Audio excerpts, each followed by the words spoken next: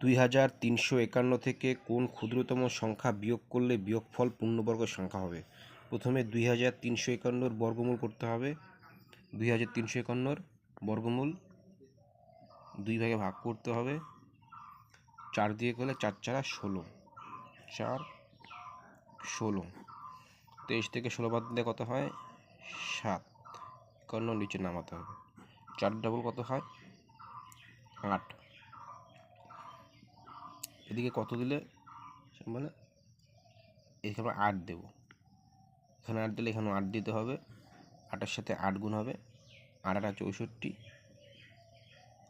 704, বিয়োগ করলে কত হয়? 47। তো অ্যান্সার 47। বিয়োগ করতে